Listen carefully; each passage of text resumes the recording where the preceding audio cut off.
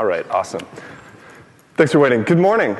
So as she said, I started this thing. So this is pretty awesome being back here for me on stage. When I got this thing started, I didn't imagine that it would last more than 2 years, much less 5 at this point. So it's an awesome testament to the team that's continued it on. And when I was thinking about this talk, I kind of realized that for me, things had kind of come full circle. I started this while I was an undergrad. Now I'm back here on stage as a founder with a new startup that I'm going to talk a little bit about. But to a lot of people who met me after Startup Bootcamp, it seemed obvious that I was going to be a startup founder or do something with startups after graduating. But even just a few years ago, I was actually the least likely person to do a startup. So that's what I wanted to talk about today, is sort of my journey from where I came from to where I am now and where I'm going in the future. I feel a lot like this photograph right now.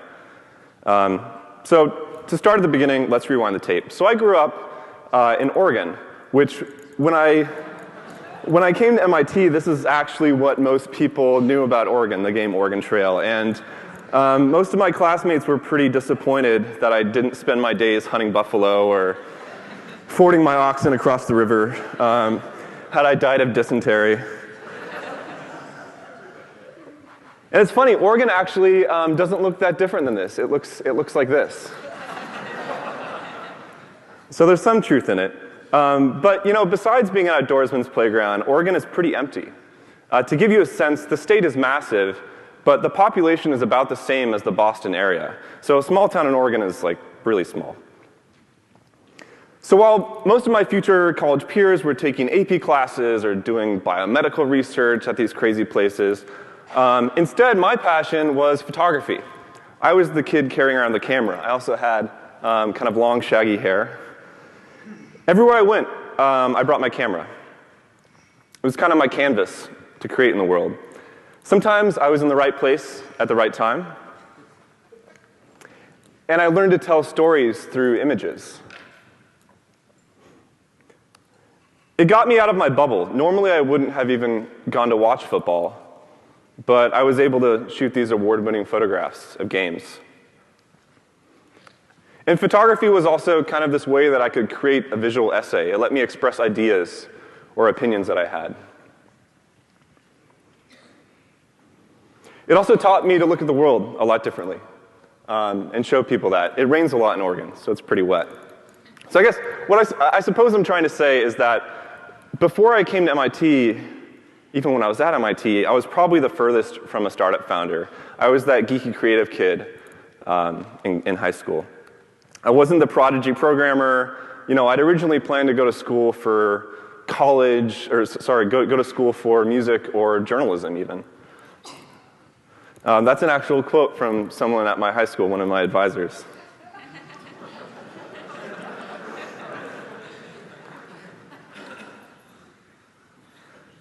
So somehow I got in. I'm not going to go into that because I have no idea how it happened. But I met this guy when I visited, Alex Hornstein, who showed me 3 things. And if you're around MIT, you probably know them. MITRES is a student-run machine shop. It was one of the first hacker spaces. TEP is a fraternity across the river that Alex was actually the president of. It's not really a typical fraternity. It's kind of a mix between Animal House and a mad scientist lab in one. One of their rush events is exploding pickles with high voltage capacitors. So it's not exactly beer chugging. And the Media Lab, which is this amazing fusion of art, design, and technology and music. And immediately I fell in love. These were maker havens. I'd always learned best by making things. I didn't have the background, but I figured, what the heck, I'll try it out. And this guy convinced me to move to Cambridge. So I got to MIT and was absolutely completely lost. I didn't fit in anywhere. I ended up changing my major 4 times. I was giving my academic advisor even more gray hair. He didn't know what to do with me. And the reality was, this is kind of why I came here. I just wanted to be this person that made things and thought about the world. Turns out you can't major in MITRES. You have to actually get a real major. And I wasn't that excited about classwork. I wasn't convinced grad school was going to be that much better. And I kind of started getting worried. All my peers are getting jobs or figuring out their careers. I needed to figure something out for after graduation. So about the same time, I'd read some stuff online about Silicon Valley. I knew this guy, Kyle, who had dropped out to do a startup. He seemed like a cool guy who was making stuff and liked it, so I figured I should learn more. Problem was, I couldn't find anyone at MIT to talk with about startups. Now, this seems kind of crazy now because we're in this like massive wave and everyone and their mom is doing a startup. But at that time, you know, it wasn't the same thing. You know, I didn't want to take the approach of commercializing research, being in grad school and taking that later. And I was kind of too punk rock for the Sloan guys. So when I asked my advisors, my friends, my professors, nobody had a good answer. And since I'd always learned by making things, I figured, like, why not a conference? So Startup Bootcamp. That was the genesis of it. I was frustrated. I wanted to talk with people about startups. I figured these names that I wanted to hang out with, I couldn't get them to just come have lunch with me by flying across the country. But maybe if I invited them to speak, they would come out. And it worked. Long story short. This was spring of 2009. I'd never run an event before. The first event, we had over 1,000 people come. I got about 15 grand from VCs and lawyers. It was a lot of fun. We did 3 things incredibly right in hindsight. The first was we got amazing speakers. The second was we told a lot of people about it. And the third is we got a lot of coffee. That actually ended up being really important for the morning. And to get speakers, people ask me later, how did you get these amazing names to come? And it's really simple. It's a really simple recipe. You email their first name at thebillionDollarCompany.com. Jeff Bezos is literally Jeff at Amazon.com. Eric Schmidt, Eric at Google.com. Elon Musk, Elon at Tesla Motors. You see. And although those 3 guys couldn't make it out, we did get some really awesome people to sign up. So then the other question was, how do we get people to come to this? And about the same time, I was trying to figure out how do I communicate this idea of what I think the startups are. I mean, all companies were startups. You know, anything that had gotten started had been started by 1 or 2 people at one point. So we started making these logos and had kind of fun with a marketing campaign. And we got a little too into it. It turns out every company was a startup at one point. So the event happened. It was awesome. It was amazing. I was actually so stressed and sleep deprived, not unlike right now, that I don't remember much of the first event. It kind of just was a wipe from my brain. I had to go back and watch the videos later, so I kind of failed at my initial goal. But the effect it had on my life after was pretty apparent. I kind of felt like this. Somehow, I tried to stay out of the limelight, but overnight I became this face of startups at MIT. VCs emailed me wanting to do coffee, which was kind of strange because I had always drank coffee. I didn't know like what to do with it. So it had less to do about drinking the coffee and more about sourcing deals. And it seemed really exciting at first. They offered me these associate positions and flew me to conferences. But in the end, it was kind of awful. I had to wear these like polyester slacks and dress up. And I kind of woke up one day and I was just like, what's going on? I didn't know what I wanted to do with my life, but this totally wasn't it. So I didn't become a VC. I created a club to run Startup Bootcamp from then on. I wasn't going to be an event organizer forever. And I got back to doing the things that I really cared about. And this, turns out, was an incredibly important decision. This was by far one of the most important things I did. So I don't know if I can really give you advice, but here are the three things that I did. The first was I had a lot of ideas. And for me, this meant every few weeks I would fill up notebooks with random stuff I'd been thinking about. You know, things that are wrong with the world, things that seem strange, things I wanted to learn or things I wanted to make, things I wish existed. Just a lot of observation. And I think this trained my mind to be really observant of detail.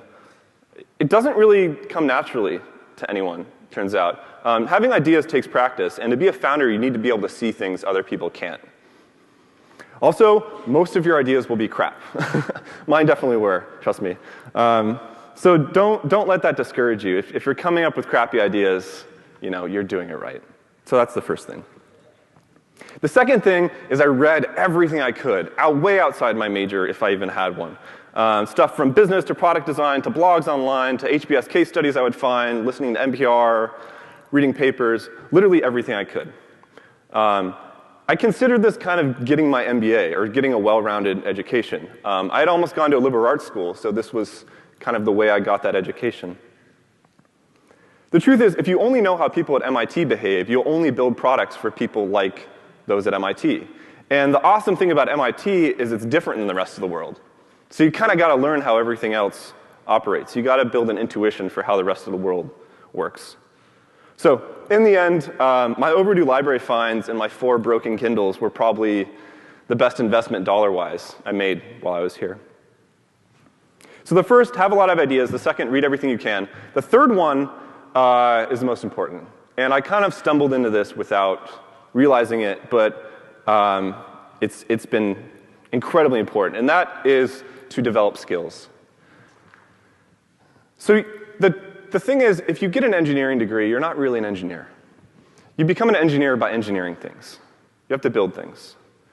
And as a school, MIT doesn't teach you to build enough stuff to get out of school and start building it immediately. This is why people go get job experience or you do internships.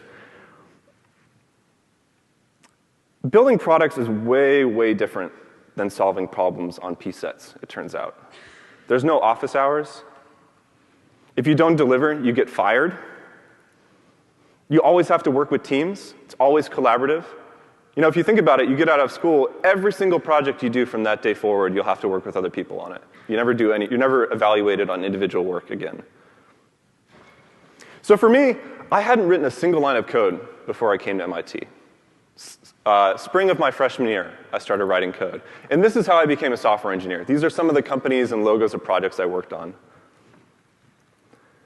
So if you don't know how to code, I really encourage you to learn and try it. Some people do this with open source software or UROPs. I really liked getting paid. It was great. I got paid about 10 times as much as a UROP does here. And I was doing real world experience. I was working with actual companies instead of grad students. There's also something magic about being able to make things. You don't have to ask for permission or go convince people. Code is this amazing thing that wins arguments and silences your critics. It's one of the most empowering things I've ever experienced. So those are the 3 things. Have a lot of ideas, read everything you can, learn to build stuff. Even if you don't do a startup, this is a pretty good recipe, I think. There's a caveat to this. It takes a lot of time. You know, there's no substitute for hours. It's a constant process. This is in a sign that's actually in the locker room of the San Francisco Giants baseball team. And it shows what happens if you improve 1% every day. It's pretty dramatic. And then, of course, the Picasso quote. Inspiration exists, but it has to find you working. So this isn't easy. So I'd like to switch gears a little bit and talk about what I did after school. I actually managed to graduate. I moved to San Francisco. So now I'd like to give you a peek of what I've been working on since then. So I haven't showed this to anyone yet. So this is exciting and just a little nerve-wracking. But the origin of this came from a thought I had while working at Dropbox, which was, would I rather lose all of my email or all the files in my Dropbox? What was more important? What would I rather lose? Both were tools I used every day. Both had about the same amount of data, 10, 12 gigabytes, something like that. And so I started thinking more about email. This is while I was writing my thesis. And I realized it's the thing that everyone uses. Everyone hates it. It has these massive technical challenges. It's this meta problem. We use it for file sharing, our identity online, notifications, newsletters, bank statements, flight confirmations, on and on and on. And Gmail sucks. That's the best thing we have. Like, if you think about it, Gmail is really slow, and they filter out spam just to show you their own spam in the form of ads. Like, it just didn't make sense to me. So it seemed right. Had the right ingredients for a startup. Big market, a lot of hard technology. It was a pain point for me, and we had this crufty foe we were going up against. So I started this process, and here's kind of how it went. So this is Picasso again. These are a series of drawings he did for the famous drawing, The Bull. This is in a museum in Chicago. And you can see how he moves from this very initial idea and adds a bunch of detail as he goes along, every single minutia. And then he starts to take things away. And it becomes more abstract. And he ruthlessly extracts the essence of what makes the bull. And only at the end is he able to draw the bull. And it only takes a few lines. So we've been trying to do this with email. And the first step of what we have, we're calling inbox. So this is a new web-based app. Works with your existing account, so you don't have to get a new email address. We're thinking about it like the Tesla, like email, in terms of focusing on speed and performance. And it's for people that are power users, people that really need their email to be fast. So not really casual users, people like doing sales, biz dev, project management, people that communicate a lot. So this is a little scary, but to give a demo, right? You'd like to see a demo? All right. So to help me do this, I'd like to invite my co-founder, Christine Spang, to come join me.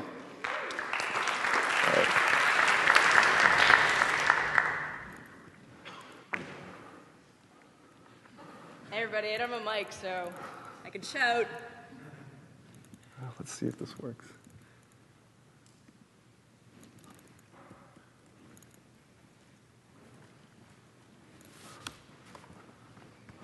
Oh, here we go. Wow, these people are magic. Give it up for the AV team. Yeah.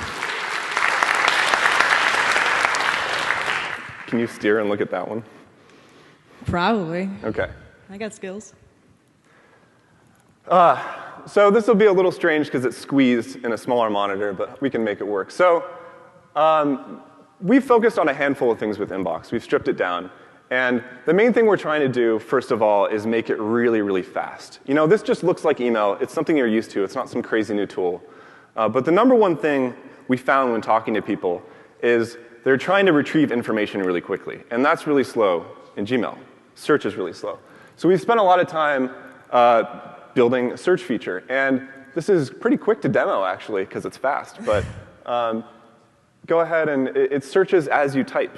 Yeah, so here we go. So first thing, we'll just take a look at a couple of Michael's private email messages. Sorry, this is, oh, great. Yeah. You found the right co-founder when he lets you read their private email for testing. So there's an incredible amount of complexity here in the back end in terms of working with email. Email was actually invented before the internet, before TCP IP. So it kind of has the most legacy baggage you could ever imagine. In order to make the search really fast, we actually download all of your mail to our servers, and we index it, and then we keep it in memory, which is something Gmail can't do. All right, so we do a search as you type for all your mail, and we're going to show you that right now. Does this mic go on? Oh, yeah, that is on, too. All right. Perfect. Then I don't have to hold it. All right, so what if, so I wonder what was new on Medium this week. Let's take a look. Or maybe what was new on Medium every week. And then we can scroll.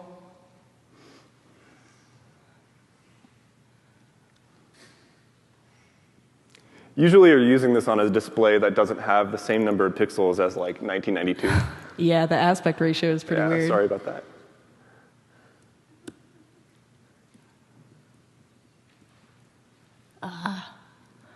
I'm a little slow at this. I don't use Macs. I use Linux for everything. Also, I'm not usually trying to look at a projector and type on a different screen. So, oh, man, you went on that awesome sailing trip. Yeah. With your dad.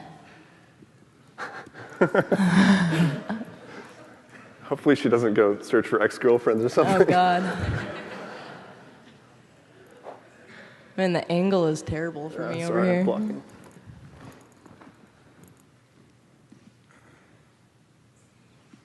I mean, it doesn't actually help if you move. Yeah, there you go. So that's the flight, or the confirmation for seeing the race. All right, so let's jump to the next thing. So we've focused a ton on performance. That's really important for email, obviously. The second thing that we like to demo today is something that no other client has done before. And this came from something I've been thinking about for a long time. A lot of people talk about email being your to-do lists. You know, you star things, it's where you come back to figure out what you have to do that day.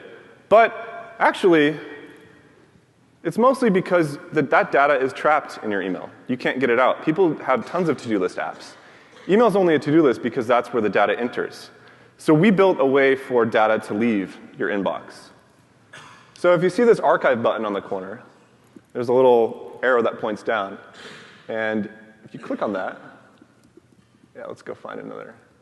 Let's find some other mail.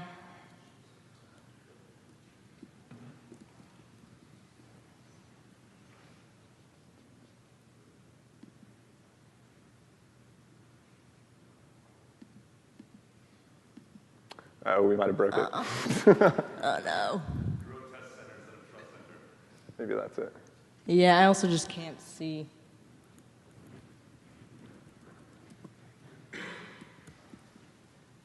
Can I spell? Let me see.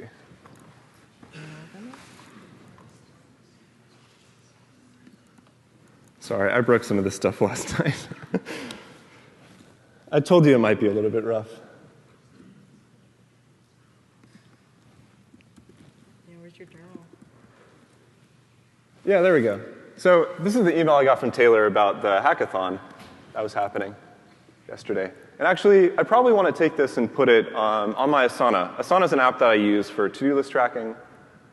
It's collaborative, so you can share it with people or other friends or coworkers. So if you click that arrow that goes down, you see it? Oh, my gosh. Oh, not the archive. Uh-oh. Oh, no. We can find a different Try that mail. one, the one for Renee. Oh, this one. Yeah, the Loku one. Can't operate Macs. Is that it? Yeah. So you can send this to Asana, or if you're doing sales, you can send it to Salesforce. So this is also pretty simple to demo, but we think the possibility for this, taking your inbox and being able to connect it to a bunch of services, is pretty awesome. And you can imagine being able to add this to Dropbox, to kind of any application that you want to build. So I think we'll stop demoing now for that. You can come chat later, and we'll show you some more stuff, but it's pretty cool. Cool. Thanks. Good. Let's switch back to the slides. So I've talked about a lot of stuff today. I talked about where I've come from, talked about what led me to being here, some things I've learned along the way, and also, finally, where I'm going, what I'm working on. So it felt like it's come full circle for me, being here again. But realistically, I think I actually feel like that, right about there. If there even is a circle, you know. I said this is how I felt when I stepped on stage.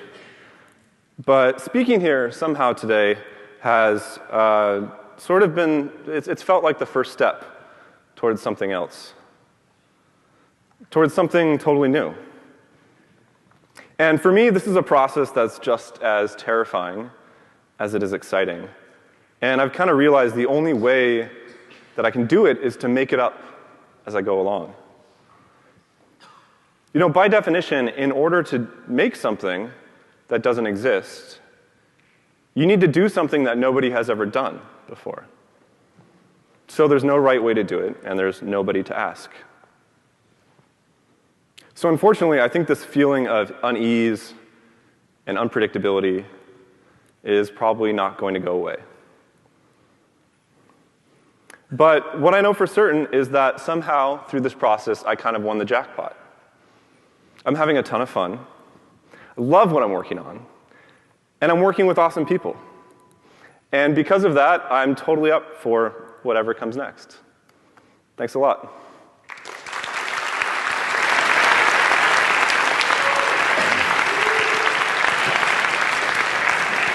Do we have time for questions? Maybe a couple? Yeah.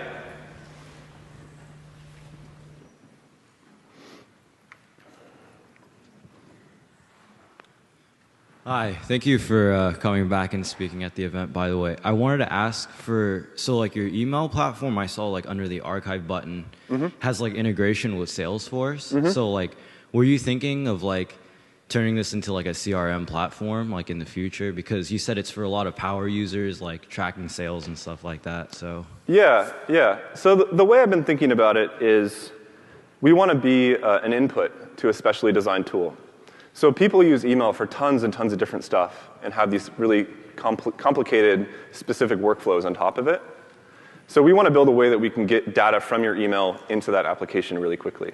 So as you're doing triage, you send it to Salesforce or some other app. And that application has built a tool specific to that use case. So whether it's Salesforce or to-do list tracking or bug tracking or what have you, that application can handle that behavior. Okay, thank you. Yeah.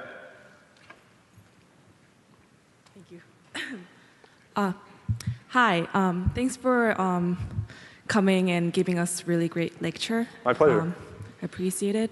So I'm pretty much like a very non-technical person. I'm studying sociology and business in my college, but I want to work at a startup or get involved with startup. And I'm kind of learning to code. And you emphasize the importance of coding and programming. Yeah. But I mean, the more the better, but I can't devote all my time for learning coding, right? So how far or how much should I go to coding, and what can I expect from learning coding for the startup? So I think a lot of people don't realize there's a range of writing software, and they really only see the extreme side of it, where it's people working at like Google and building these huge systems or something. And that can't be your target when you start going. There's this great story about there's an American climbing Everest with Sherpas, and before even Bootcamp, the American, he's been training for years, and he's exhausted, and he collapses. And these Sherpas are like, these 60-year-old guys. And he looks at one of them and he says, how can you do this? Like, I'm in peak physical condition, I'm 30-something, how can I do this? And the Sherpa says, well, when you're climbing, you look at the summit. When we're climbing, we look at our next step. And that's, I think, sort of how you have to think about this. Don't think about becoming the, top coder winner or something like that. Like, start off just building stuff, writing a few scripts. I mean, Inbox started off as one Python script, one Python file, and it's grown into this bigger thing. So I think a lot of people are intimidated to take the first step because they're scared that they can't make the long-term vision. But even learning a little bit has these like dramatic, profound effect on how you look at the world. Okay, thank you so much. Yeah.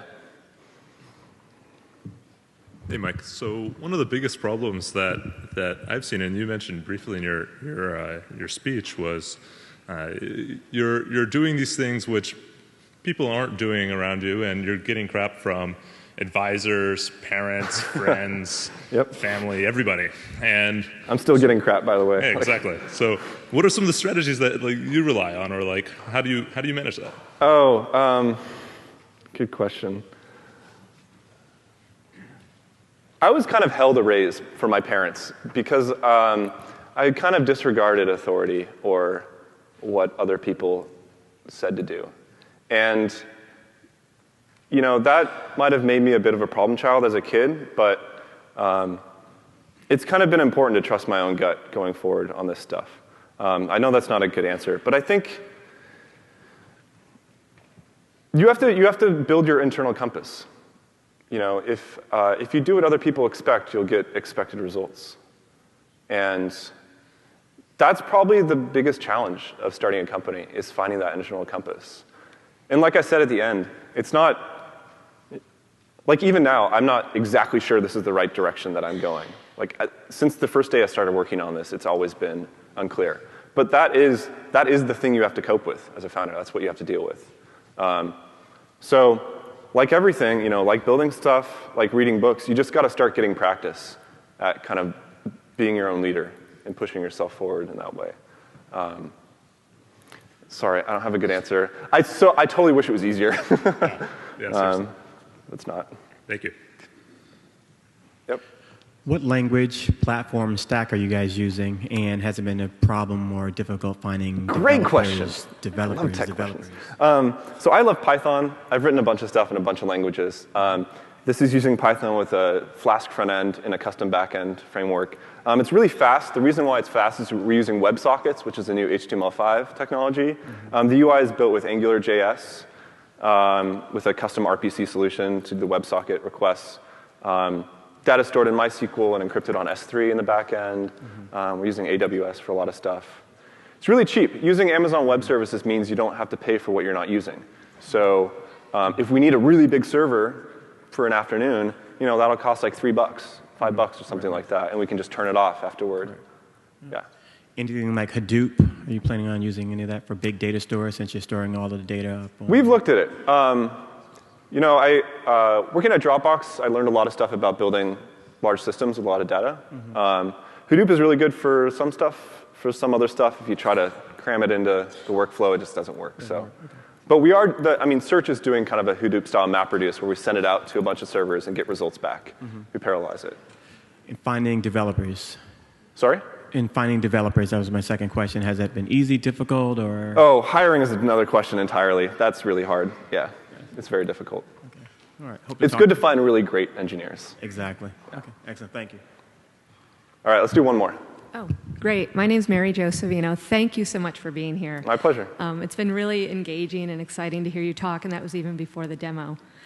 A side note, I just lived in Idaho for 3 years, so your introduction was kind of special. Great. But my question speaks to, I think only maybe half the audience will be able to relate to this now, but I think you'll all relate to it eventually. It's about social circle tension. So when we go through school and we're all on the same path and you develop these friendships, and then as you start to go out on your own with startups, some friends are risk averse and some are risk tolerant. And have you had to deal with the tension and pullback from people around you who are risk averse, trying to tell you, are you crazy? What are you doing? Don't do that. Yeah. And how do you, eventually I think those friends fall away, which is a cost that no one really talks about. Yeah, so. Thank you. You mentioned two groups. There's the risk averse and the risk tolerant. I've been trying to seek out people that are like risk seeking, which may be a little hazardous to my health. I don't know. But in general, I think those people, if this is a path you go down, they fade away from your life because it's hard to empathize. It's hard to connect with them. Going to school, even at a place like MIT, actually, most people here are pretty risk averse. You're at like probably the best university, certainly the best technical university in the entire world. You could work anywhere. You could get contract jobs and work less than part-time and more than pay your living. And yet, when people graduate, they feel this immense pressure to immediately get a job or immediately fall into the corporate machine or start climbing the ladder or find the next carrot that's hanging in front of them. When previously that might have been the grades or the accolades or their parents' approval. And to me, that's the bigger thing to overcome, is to start to put yourself in an environment around people that also don't know what they're doing, but they're supportive of each other.